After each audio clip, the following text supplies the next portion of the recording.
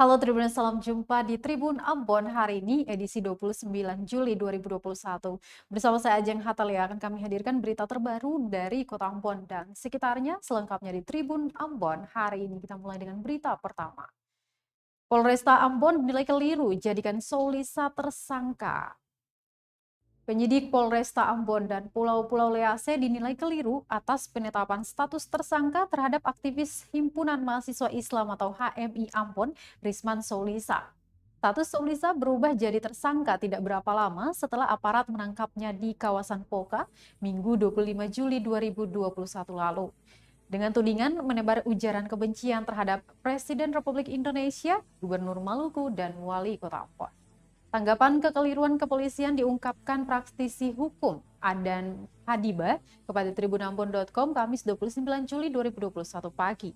Hadiba menyatakan kejadian yang menimpa mahasiswa Universitas Patimura itu adalah bagian dari pembungkaman terhadap demokrasi dan kebebasan berpendapat yang mengacu pada pasal 28 Undang-Undang Dasar 1945. Menurutnya, unggahan Soulisa di Facebook merupakan bagian dari kritik terhadap pemerintah dan bukan melakukan penyebaran ujaran kebencian. Dia pun menilai penyidik kepolisian terlalu terburu-buru, bahkan keliru menetapkan status terkini dalam kasus tersebut. Baginya, penetapan telah mengesampingkan nilai kemanusiaan dan HAM. Apalagi Soulisa seorang mahasiswa yang pada hakikatnya adalah bagian dari penyambung lidah masyarakat. Diberitakan sebelumnya Tribuners, Soulisa ditangkap aparat kepolisian Minggu 25 Juli 2021 malam dan kini telah berstatus sebagai tersangka. Soulisa ditangkap setelah mengunggah gambar yang berisi seruan aksi unjuk rasa untuk mencopot Presiden Joko Widodo, Gubernur Maluku dan Wali Kota Ambon di akun media sosial miliknya Rabu 21 Juli 2021 pekan lalu.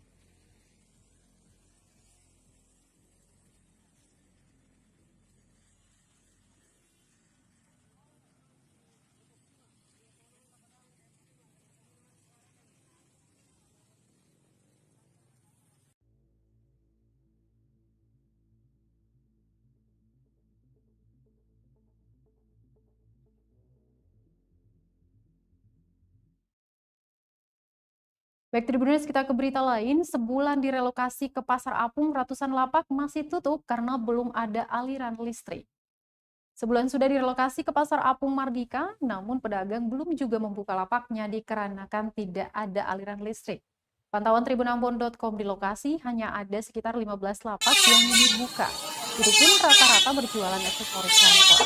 Menurut pedagang di salah satu lapak di sana, tanpa aliran listrik mereka tidak mungkin bisa berjualan karena kondisi yang gelap. Dia melanjutkan, dia bahkan dengan beberapa rekan sesama pedagang sudah mengunjungi PLN dan mengurus sendiri pemasangan listrik. Namun mereka masih harus menunggu karena PLN memberikan syarat minimal 60 meteran baru bisa dilakukan pemasangan sekaligus. Dia mengakui pengajuan pemasangan instalasi listrik sebesar 900 watt dengan biaya 1,2 juta rupiah. Dia mengatakan sudah mengeluarkan sebanyak uang namun belum mendapatkan pemasukan sama sekali karena belum dibuka. Belum lagi biaya renovasi yang dikeluarkan karena mendapat tempat yang tidak layak untuk menjajakan jualan jenis pakaian. Kini para pedagang yang dipindahkan dari Gedung Putih tersebut hanya bisa menunggu dan berharap listrik mereka bisa segera dipasang. Diketahui terdapat 336 pedagang eks Gedung Putih yang memilih pindah ke Pasar Apung setelah pembongkaran yang dilakukan hampir sebulan lalu. Tetapi karena kondisi tempat yang tidak layak, hampir keseluruhan pedagang harus merogoh kos yang lebih besar untuk biaya renovasi.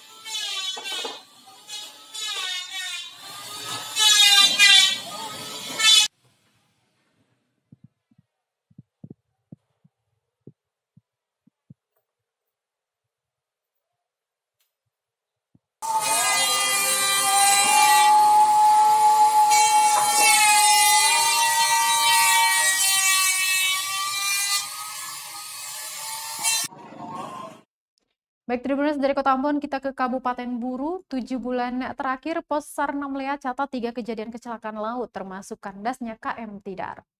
Angka kecelakaan laut di perairan Buru sejak Januari hingga Juli 2021 tercatat sebanyak 3 kejadian. 3 kejadian kecelakaan laut tersebut yakni nelayan hilang saat asal Desa Nalbesi, Kecamatan Lekskula, Kabupaten Buru Selatan pada 15 Mei 2021. Kemudian nelayan hilang asal Desa Wailihang, Kecamatan Waplau, Kabupaten Buru pada 18 Juli 2021. Dan kejadian terakhir di pekan ini yakni kandasnya KM Tidar di perairan Namlea, Kabupaten Buru pada Selasa 27 Juli 2021. Dari ketiga kejadian itu, 2 nelayan dinyatakan hilang, sementara ratusan penumpang KM Tidar berhasil dievakuasi dari 2 kejadian yang menimpa nelayan tradisional. Diduga penyebabnya karena kerusakan mesin dan pengaruh gelombang tinggi. Sementara itu terdata jumlah kecelakaan laut pada semester pertama di 2020, yakni sebanyak 8 kejadian.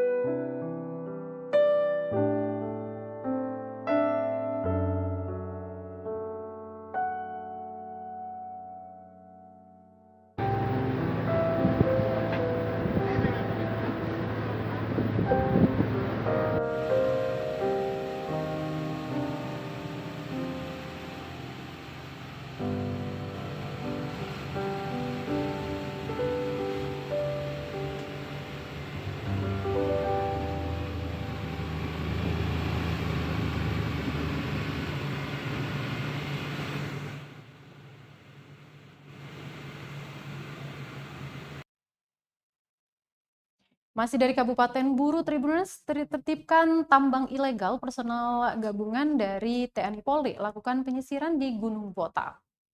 Puluhan personel gabungan dari TNI Polri melakukan penyisiran di tambang emas Gunung Botak, Desa Persiapan Wamsait, Kecamatan Wailata, Kabupaten Buru pada Rabu 28 Juli 2021 pukul 12.00 waktu Indonesia Timur. Penyisiran itu dilakukan untuk menertibkan penambangan emas tanpa izin di kawasan tambang emas Gunung Botak tersebut.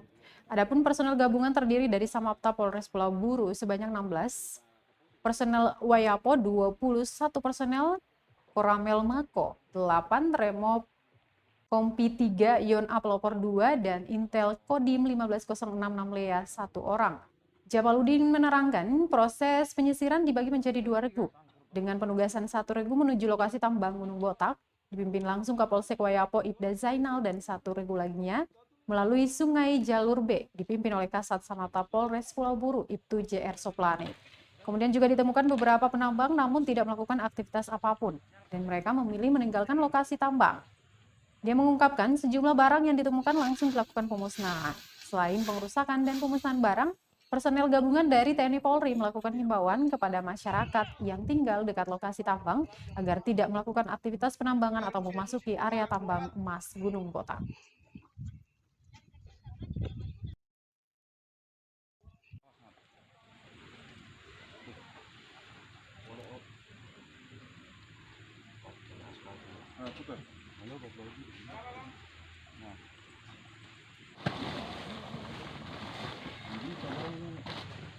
Bisa, Kenapa bisa. saya pakai pipa parang?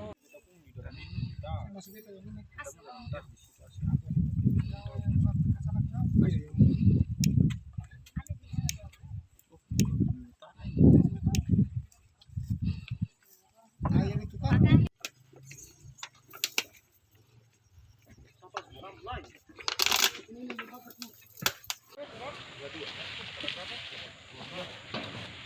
Oh, itu ada ban itu. Iya, yang ini saya ada.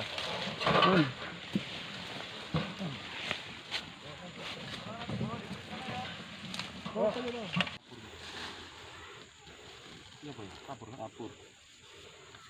Kapur apa ini? Sementara itu, Tribuners, sejumlah barang milik penambang emas ilegal Gunung Botak di Pulau Buru dibakar aparat. Sejumlah barang yang diduga milik penambang emas ilegal di tambang emas Gunung Botak, Desa Persiapan Wam Said, Kecamatan Wailata, Kabupaten Buru, dimusnahkan aparat pada Rabu 28 Juli 2021. Pemusnahan barang ini dilakukan saat aparat gabungan TNI Polri melaksanakan penertiban dan penyisiran terkait aktivitas penambangan emas ilegal di kawasan tersebut. Ada sebanyak 48 personil gabungan terdiri dari TNI Polri melakukan penyisiran di Gunung Botak. Dalam proses penyisiran ditemukan beberapa penambang namun tidak melakukan aktivitas apapun dan mereka lebih memilih meninggalkan lokasi tambang.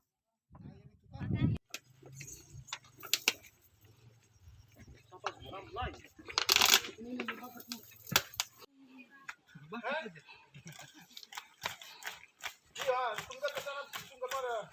Waktu ini. Iya.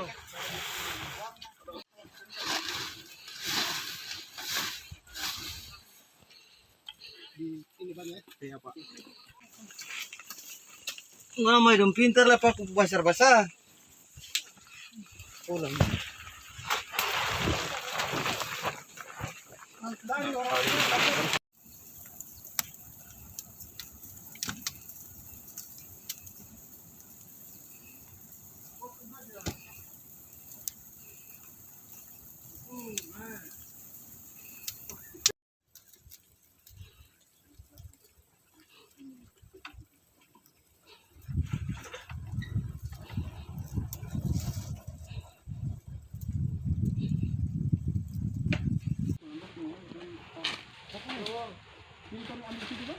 Belum di jalur ini yang garing satu nih.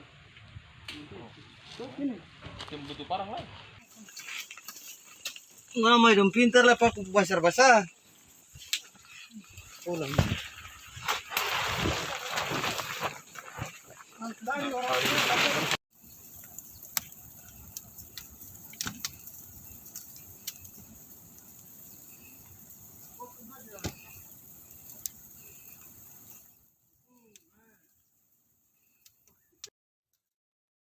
Bantu warga terdampak COVID-19, Kanwil Kemenkumham Maluku bagikan ratusan paket sembako. Aparatur Sipil Negara atau ASN Kantor Wilayah Kementerian Hukum dan Hak Asasi Manusia Maluku turut membantu warga terdampak pandemi COVID-19 dengan membagikan sembako. Sebanyak 750 paket sembako yang dibagikan kepada masyarakat terdampak maupun yang terpapar COVID-19. Kepala Kanwil Kemenkumham Maluku, Andi Nurka menyebut, ratusan paket sembako itu diambil dari dana patungan dari ASN di wilayah kerjanya. Memberikan keterangan pers di depan kantor Kemenkumham di Jalan Wehong, Pantai Silalen, Nusa Niue, Kota Ambon pada Kamis 29 Juli 2021. Dia menuturkan bantuan sembako ini tidak hanya bagi warga di kawasan Kota Ambon saja, melainkan juga mencakup kabupaten kota yang tersebar di Maluku. Dia berharap bantuan ini bisa mencukupi kebutuhan warga terdampak COVID-19 untuk beberapa hari ke depan. Adapun kegiatan ini dipimpin langsung oleh Kemenkumham Yasona Haloili secara daring dari Geraha Pengayoman, Kuningan, Jakarta. Sementara dari Kota Ambon, Kakanwil Andri Nurka memimpin jajarannya yang juga secara daring. Proses penyerahan bantuan ini dilakukan dengan menerapkan protokol kesehatan. Untuk itu, penerima bantuan diwakilkan oleh 3 warga dan diserahkan secara simbolis. Kemudian, proses penyerahan sembako ini akan dilakukan selama 3 hari ke depan. Wilayah, kemudian wilayah perbatasan dan juga beberapa wilayah di Jabodetabek. Jadi yang tiba ya foto sudah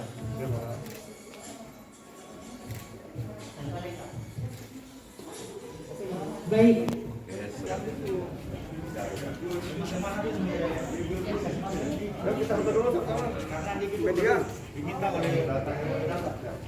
Oke, tahan. Oke. Ibu-ibu dong, ibu-ibu. Siap. Ibu-ibu. Pegang tangan. Selesai kamu yang bantu. Jawa dan Bali yang saat ini menerapkan PPKM level 4, yaitu DKI Jakarta, Banten, Jawa Barat, Daerah Istimewa Yogyakarta, Jawa Tengah, Jawa Timur, dan juga Bali tentunya untuk penanggulangan COVID-19. Baik Tribuners, berita tadi sekaligus menutup perjumpaan kita di Tribun Ambon untuk edisi 29 Juli 2021. Terus update berita terbaru di portal kami www.tribunambon.com. Follow juga akun Instagram dan Facebook fanpage kami di Tribun Ambon. Saya Ajeng Hatalia beserta tim redaksi yang bertugas mengucapkan terima kasih. Kita akan jumpa besok. Selamat malam dan selamat beristirahat. Amato. Terima kasih sudah nonton. Jangan lupa like, subscribe, dan share ya.